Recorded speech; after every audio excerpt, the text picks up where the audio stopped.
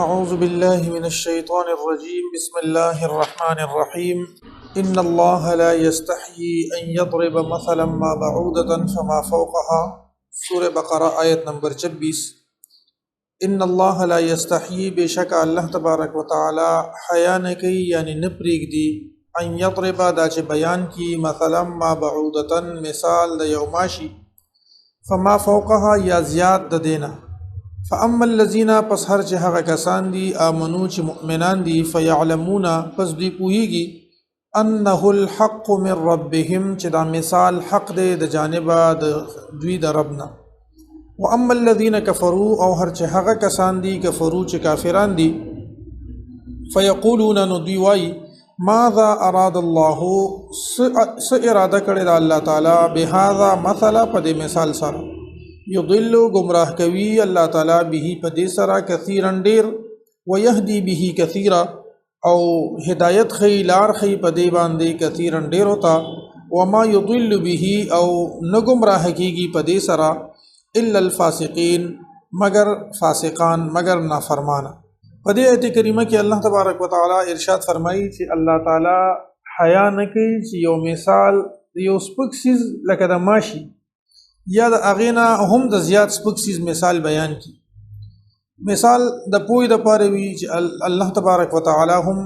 د مثال بیانولو مقصد دا وی چې د یو سیز مثال ذکر شي او انسان په هغه باندې خپوش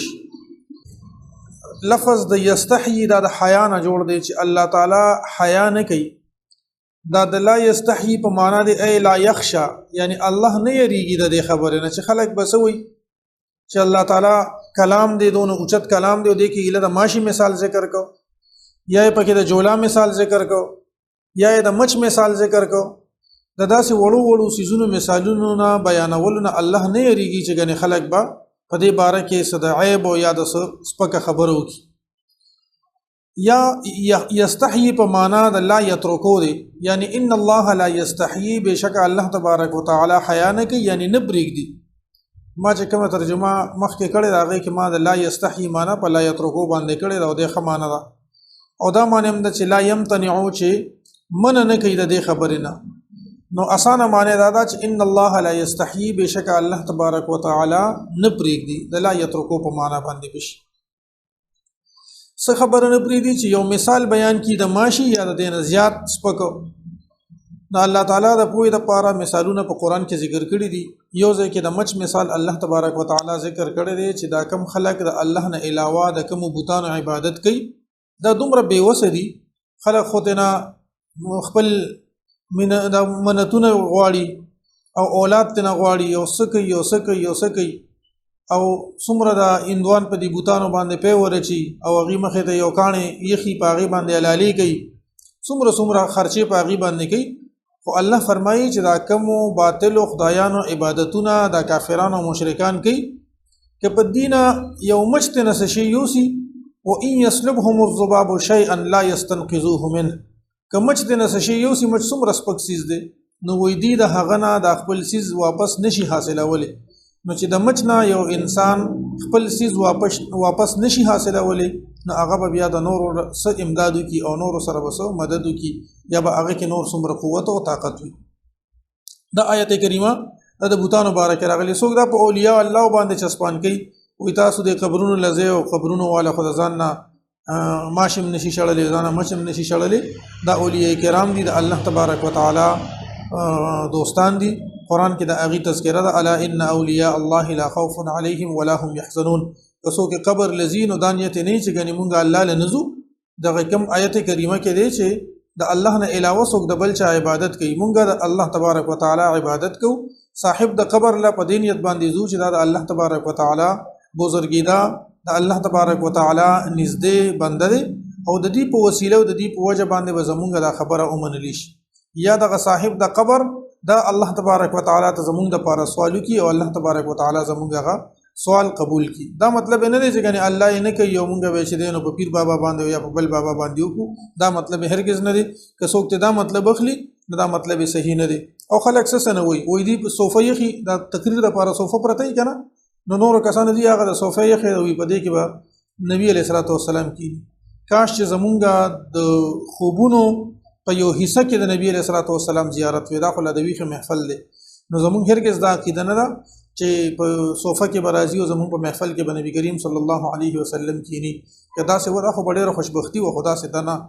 نو دا اسی پروپاګاندا دي یا ودی په صف کې زی پری دي چې نبی علیہ الصلوۃ والسلام برازي او موږ سره په صف کې ودرېږي دا سه ممکنات الله تعالی ته سګران نشته الله تعالی ته سګران نشته لکه ګوره دغه کې یو انسان په خپل باندې یو ځای کې وي یو د هغه اجسام تمثيلي جوړ شي د هغه اجسام تمثيلي جوړ شي لکه ګوره په استرالیا کې میچ شروع دي ټول دنیا کې ویلي چې هغه ته چکوي ټول دنیا والے ویلي چې هغه چکوي نو یو داسې تمثيلي جسم جوړ شي یا الله تبارک وتعالى د هغه جسم نه دوه جسمونه جوړ کړي درې جسمونه جوړ کړي نو داسې قسمه صورتحال ممکن دی خو بهر حال دا عقیده او نظریه چې کنه هر جمعات تا یا هر زیتا یا هر محفل تا نبی علیہ الصلوۃ والسلام راضی الته بکوسه کې دا خبره صحیح نه ده نه دا چا دا عقیده او نظریه ده تخپل ځان نه یو پروپاګاندا جوړه کړی ده نو کوم خلک د اولیاء الله مزار لذي الته سجدي کوي الته یو ناجایزه کار کوي الته کې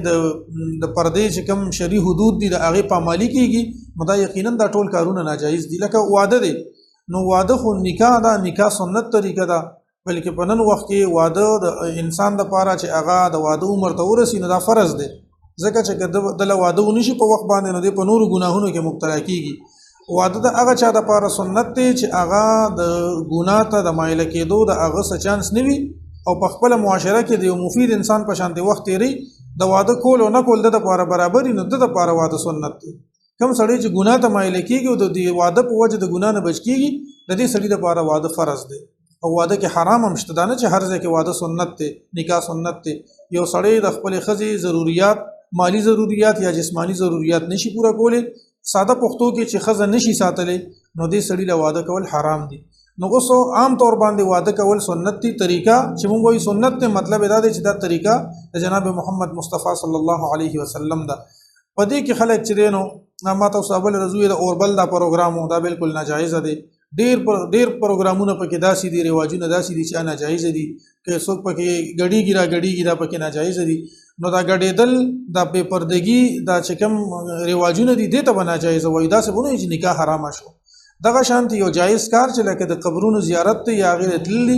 نو دا د نبی کریم صلی الله علیه و آله وسلم د طرف نه دی اجازه ته که یو غلط کار پکې کیږي هغه غلط کار به منوي او نیک کار چې دی هغه په دې باندې نه حرامي نه منې کیږي نو خلاصه د خبره دا شو چې کچرتا دا یو بوتنا یو داس یو سیس چې د اغینا د نور خلک کافرانو مشرکان د اغي عبادت کوي کمچته نس شی او تختی نو دیته واپس نشي اغسته د مچ مثال الله تعالی په قران کې ذکر کړی دی بل ځکه الله تبارک وتعالى فرمای چې دا کم کسان د الله نه علاوه د نور خلکو عبادت کوي د دې مثال د جولا د جاله دی وان اوهن البيوت لبيت العنكبوت الله فرمای چې دا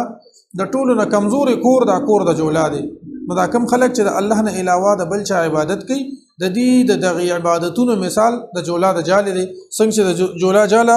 په معمولی اشاره باندې په معمولی هوا باندې ختميږي دا سدي د عبادتونو لکه حیثیت نه لري نو الله تبارک وتعالى حیا نه کوي یعنی نه پریږدي چې د یو ماشي یا د دې ماشي نم سپکو یا د دین لږ زیات مثال بیان کی چې کوم مؤمنان دی هغه ته پته ده چې دا مثال دا حق دی او هغه په نورم لکه څنګه چې د مچتا مثال بیان شو د ماشي مثال بیان شي یا د جولا مثال بیان شي نو چې کوم مؤمنان دي د اغي زړونه او اغي چې دینو نورم په اغي ته تقویت ملو شي او ایمان سیوا شي او کوم چې کافران دي اغي چې دا د څه مقصد دی د خو ضرورت نو الله فرمایي چې په دې مثال باندې ډېر خلکو ته هدایت ملاويږي چې د مثال ته سوچو کی ډېر خلک په گمراه کیږي ان الله بشک الله تبارک وتعالى لا يستحي نه یریږي یا نه پریږدي یا نه من کیږي ان الله لا يستحي چې بشک الله تبارک وتعالى نه پریږدي ان يضرب دا ضرب لفظ په عربي ژبه کې مختلف معنی باندې استعماليږي ضربا دا سفر ته ویل کیږي ضربا فی الارض قران کې رستورا بشتا سولا ضربا دا سفر په معنی باندې مرضی او يضرب دا بیانولو په مثال باندې مرضی او ضرب يضرب ضربا فهو ضارب دا د وهل په معنی باندې راځي ضرب و د صرف کې مونږ وایو ضرب وهل کړي یو سړی يضرب وهل وو یو سړیو ضربن د مصدر د فضا کا فهو ضاربون دا وهن کې دی دا کم سړی چې وهل خوري دی دا مضروبون دی نو دا ضرب په مختلفو معنو باندې راځي. دلته کې معنا د وهلو نه ده، نه د سفر ده، بلکې دلته معنا د بیانولو ده. ان الله بشک الله تبارک وتعالى لا يستحي نبرګ دی ان يضرب دا چې بیان کی مثلا ما بعوده مثال د یو ماشي فما فوقها یا زیات سپک د دینا، یا فما فوقها یا زیات د پاسه د دینا، یعنی چې د دینم سپک وي. فاما الذين پس هر چې هغه کسان دي امنو چې مؤمنان دي فيعلمون پس دی پوهیږي انه الحق من ربهم چې دا مثال حق دی د جانب د رب د دوینا. واما الذين كفروا او هر چې هغه کسان دي کفرو چې کافران دي فيقولون نو دوی وای ماذا اراد الله سو اراده کړی الله تعالی، سو قصد کړی الله تعالی بهذا مثلا په دې مثال بیانولو سره يضل به گمراه کی الله تعالی به په دې مثال سره کثیرا ډیر، ويهدي به او هدایت ورکی په دې سره کثیرا ډیر ہوتا، وما يضل به او نه گمراه کیږي په دې مثالونو سره الا الفاسقين مگر فاسقان. کم چې نافرمان خلک دی هغه په دې باندې گمراه کیږي، کم چې فرمانبردار دي هغه په دې باندې نه گمراه کیږي. اوس د فاسقین د دې وضاحت الله تبارک وتعالى د مخکې آیت کې کوي. الذين فاسقان هغه کسان دي ينقضون عهد الله چې دوی ماتوي وعده د الله تبارک وتعالى من بعد ميثاقه پس د پخولو د دینا، پس د مضبوطه ولو د دینا، ويقطعون او کټ کوي ما هغه امر الله چې حکم کړی دی الله تعالی به په هغه سره ان يوصل دا چې پیوشي، ويفسدون في الارض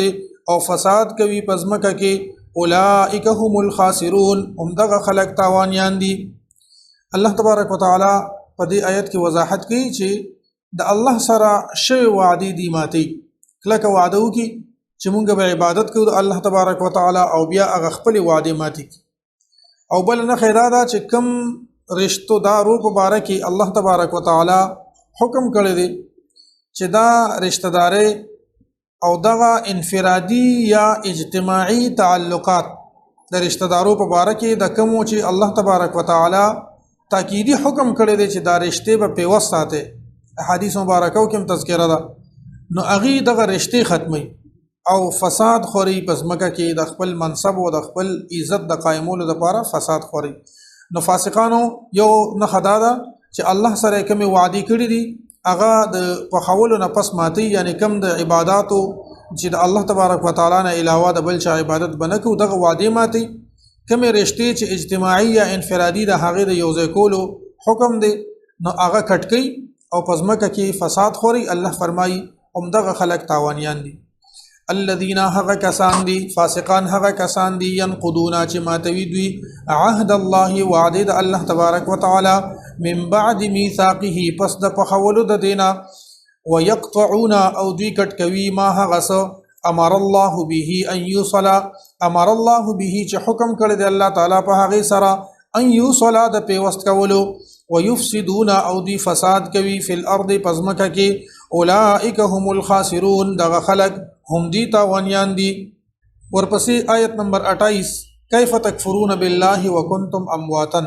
څنګه تاسو انکار کوئ کفر کوئ په الله باندې حالانکه تاسو مړوئ نو هغه ژوندۍ کړئ،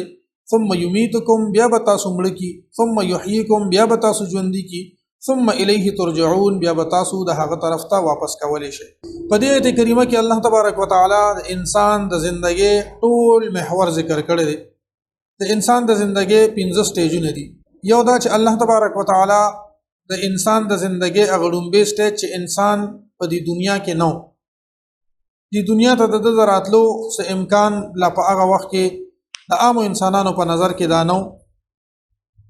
خو د الله په علم کې وو. نو د الله په علم کې دغه انسان راتل دی دنیا ته دا وو، خو انسان لا دی دنیا ته راغلی نو. نو دغه دورانیه ته الله تبارک وتعالى فرمایلی دي چې تاسو په الله باندې څنګه کفر کوئ، وکنتم امواتا یعنی تاسو مړوي، یعنی تاسو نه وي دی دنیا ته راتلو امکان د الله په نسبت او د الله په علم کې موجودو. عام انسانانو ته یعنی اوس کال پس یا 2 کال پس کوم ماشومان پیدا کیږي چاته اوس پته نشته دی او پیدا کیږي نه پیدا کیږي د دې چې کوم پروسس ته هغه تاسو ټول ته معلوم دی. د هغه نه پسم کنفرم نه ده چې کوم ماشوم کوم ځای پیدا کیږي او څنګه پیدا کیږي نه پیدا کیږي. نو د انسان یعنی اوس پر روان کال کې په 2026 کې یا په 27 کې یا په 28 کې وسمره ماشومان پیدا کیږي کم زیبه پیدا کیږي د دې علم الله تبارک وتعالى ته نه گویا کې هغه زمون پنيزوس نشتا نو د دې ته د نشوالي ته د عدم ته د امواتن لفظ استعمال شوی نو الله فرمایي چې تاسو ټول په الله باندې څنګه کفر کوئ تاسو نه وې تاسو مړوي یعنی تاسو نه وې فاحیاکم نو الله تبارک وتعالى تاسو له ژوندۍ درکړه د دې ژوندۍ نه مراد د دنیا د ژوندۍ چې کله انسان پیدا شي او د دنیا تراشي د ته فاحیاکم ویل شو د دویم سټیج شو د ژوندۍ دریم سټیج د ژوندۍ دا دی چې ثم یمیتکم بیا به الله تبارک وتعالى تاسو مړ کی دا ژوندۍ د دنیا د ژوندۍ د دې د وخت چې کله برابر شي او بیا کله انسان مړ شي نو دې ته بیا ویل کیږي ثم یمیتکم بیا به الله تاسو مړ کی د دریم سټیج د لومبي سټیج کې مونږ وایو ژوندۍ شروع شو راکم چې دویم سټیج دی مونږ وایو ژوندۍ شروع شو حالانکه دا د ژوندۍ دویم سټیج شروع شي مخکې د دین انسان نو یعنی مړو د الله په علم کې چې کله دا ژوندۍ شروع شو نو د دویم سټیج شروع شو او د دین چې دلته انسان مړ شي نو مونږ وایو چې بس انسان مړ شو خو د ژوندۍ درې سټیج برابر شي او څلورم سټیج د دینه پس شروع کیږي چې ثم یحییکم چې بیا به الله تعالی دی ژوند کی چې دی ژوند کی د دینه مراد د قبر ژوندۍ ده د برزخ ژوندۍ وته ویل کیږي عام انسان په نه پويږي که یو شهید دی الله فرمایي دي تاسو مړ مو وای بلکې مړ وته مو وای ولا تحسبن الذين قتلوا في سبيل الله امواتا دمړو ګمانم په مکوي بل احياء عند ربهم يرزقون بلکې دي ژوند دي د الله په نسبت باندې رزق ملاويږي اوس یو شهید دی په ظاهر چې ورته مونږ ګورو نو هغه څنګه چې نور مړی وي دا ما غشان نور مړی په قبر کې ګدو دیم په قبر کې ګدو خود د برزخ زندگی دا د الله په نسبت باندې قائمه ده او د برزخ زندگی دا چې دا د دنیا د زندګۍ نه الله د له زندگی ورکړي خو عام انسان د قبر را کولو کې وی ګوري نو د قبر دن نشری دا بوم د اک شان تخکاری الا ماشاء الله که بعضی خلکو ته الله خي یا یو انسان دی هغه په قبر کې خو دي شي نو دی په خپل قبر کې احادیث مبارکه مضمون دي دوه فرشته راشي دی را پاسي دنه د تپوسونه کوي مر ربک ما دینک ما كنت تقول في هذا الرجل نو کدی ول سې جوابونه ورکی نو حدیث مبارک مضمون دی چې مد بصره د یو انسان تر کمزې چې نظر لګي او بل ځای کې راځي چې او یا غز پداسه او یا غز پداسه باندې د قبرونه پلن شي او دغه انسان ته پکې الله تبارک وتعالى د جنت نعمتونه ورکی او کدا کافر وي نو بیا د جهنم د طرف نه یو کړکې کولو شو د باندې هغه عذابونه مسلط شي خو عام انسان په دې باندې نه پوي دا الله په نسبت باندې ژوند دي کتمونګه کولو کو وی ګورو نو هغه انسان با یا به وجود خورشي وي یا به وجود سالم پروت وي او مونږ او تاسو ته د هغه ادراک او هغه پته نه کیږي دا د الله په نسبت باندې دا د برزخ ژوندۍ ده او دې ته سوچ کړی چې لکه یو دا قبر فراخ شي یو کس په اعتراض کړو وای چې تاسو وایي چې دا قبر کې انسان کیږي او د سترګو تر نظر پورې د قبر فراخ شي وي د سترګو نظر خوري لري پورې رسی زدا چې کم سلويخ غز او یا غز یادوي نو دا حساب وکړي نو چې دا یو قبر دلته کې دی کنه او دا سه او یا غز دا قبر داسې کولو شو او یا غز داسې کولو شو او یا غز داسې نه نور مړي خو به مقبره نه بارو باسلی نو دا هغه مطلب دا دی چې الله تبارک وتعالى د یو قبر کې دومره وسعت واچي چې هغه نور قبرونو لدی نقصان نه ور کوي زده بار نه باډي هم دومره وي نو بیا به انسان وي چې بار نه دونه وي دنه دی کې کیپاسټي سونه سیوا کیږي نو داسې کیږي لکه موږ تاسو سره د دې مثال موجود دی دا موبایل دی د کې 64 جی بی میموري ده او د بل کې 128 نه 128 غټ خونه ده کنه یا میموري کارت دی 2 جی بی هم دونه دی 4 جی بی هم دونه دی 8 هم دونه دی 16 32 64 128 داسې پر پسېزا سایز د ټولو هم دومره دی دنه به کې کیپاسټي سیوا ده نو دا ممکن ده داسې چې یو سیس به د ظاهري وجود نوم دومره وي او په هغه کې بدن نظر چې دین هغه ډیر وي لکه مثال د میموري کارت د ډیر مثالونه دي خو چې څوک پیږي نو دا خلاصه د خبره دا انسان اول نو د یو سټیج شو چې د دنیا ته راغی د دویم سټیج شو د دنیا کې د مړ شو د دریم سټیج شو او چې کله د ثم یحییکم بیا به الله دې ژوندۍ کې نو د قبر سټیج شو سلورم شو او ثم الیه ترجعون بیا به انسان د قیامت پر ورځ باندې دوباره را پاسول شي او الله تبارک وتعالى ته واپس کولی شي بعض خلک وایي چې نه د قبر ژوندۍ به نشته دا ثم یحییکم ثم الیه ترجعون دا د قیامت درجه خبره چې بیا به تاسو را ژوندۍ کې او بیا به الله طرف ته تاسو بوتلل شي دا وی د یو خبره نه دا د یو خبره ځکه نه ده چې دا ثم لفظ دا د عربي لفظ دی ثم لفظ چې کله په عربي کې راځي نو دا د تاخير او د تعقیب د لپاره راځي. تاخير او تعقیب دې ته ویل کېږي چې دا تعقیب پر لپسې چې اول دا کار دی بیا دا کار دی بیا دا کار نه دا بیا لفظ د لپاره ثم استعماليږي. خو چې نږدې نه وي چې وخت وي پکې چې لکه ته دا کار وکړه او بیا وته چې او بیا دا کار وکړي، یعنی د دې کار د ختمولو نه پس د بیا چې دینو بل کار چې کله شروع کړي نو بیا دا کار وکړه. د دې لپاره عربي کې بتا سول به راشي چې ثم للتراخي چې دا د رستو د یو کار د شروع کېدو لپاره ثم راځي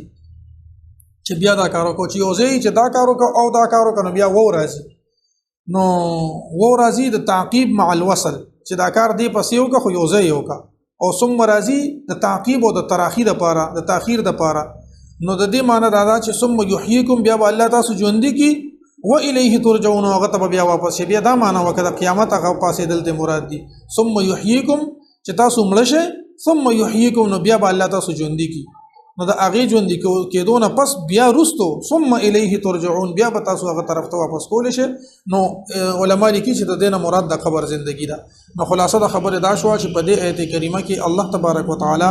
د انسان د ژوندۍ 15 سټیجونه لیکلي دي. سټیجونه نورم شته په دې کې د 15 ذکر دي، یعنی په دې 15 کې ختم نه ده خبره. د دې نه پس ثم الیه ترجعون نه پس بیا بل ژوندۍ ده چې د جنت ژوندۍ وته ویل کیږي. او د کیف تکفرون بالله وکنتم امواتا د امواتن کې بیا سټیجونه دي چې الله تبارک وتعالى په علم کې انسانو روحونه لانو پیدا کړي، بیا روحونه پیدا کړو، بیا روحونه راو باسل او تاسو ته وکړه نه هم سپاره کې براشي. الله تعالی د آدم علیه السلام د وجود نه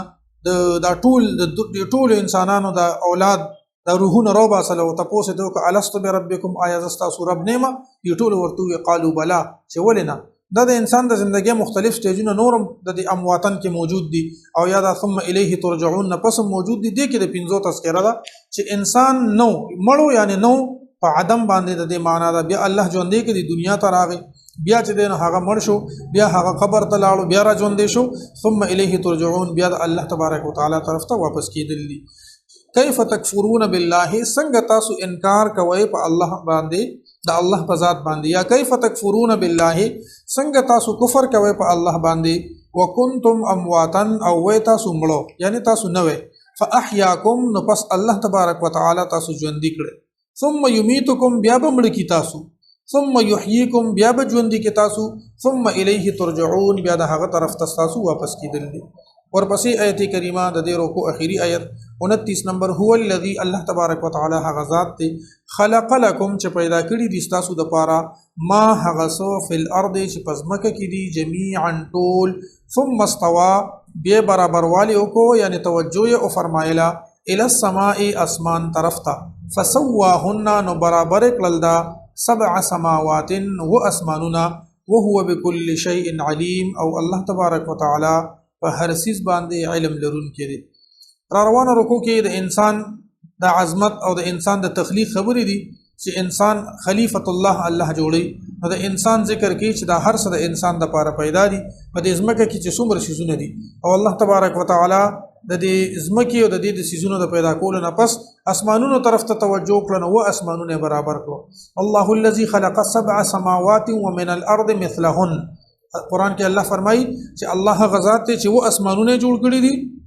و اسمانونه جوړ کړی دي، ومن الارض مثلهن او دغه شان زمکم جوړ کړی دي یعنی وزمکی دي. علما لیکي چې د دینه مراد و بر اعظمونه دي،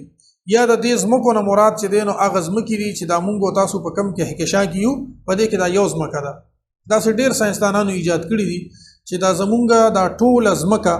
دا اغه کهکشا اغه سیاره چې مونږ پکې اوسېګو دا یو وړه نقطه ده، یعنی ډیر لوی د دینه پس دا یو کهکشا دومره دی چې په زرګونو کروڑونو دونه دنیاګانې پکې راتلی شي،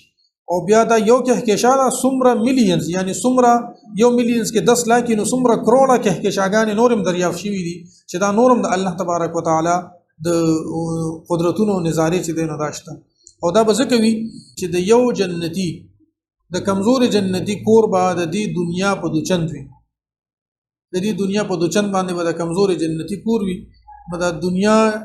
د دوه دنیاګانې خو د یو جنتی شوي، نو دا نور به بیا څه کوي. نو دا الله تبارک وتعالى دومره کهکشا جوړ کړي چې دا دنیا یو وړه نقطه ده پاغه کې، یعنی په اغل په دې لویه کمره کې چې د بالپن یو وړه نقطه کې داسې مثال هم صحیح نه دا ټول دنیا په یو کهکشان کې دونه لږ ځای نیولې دی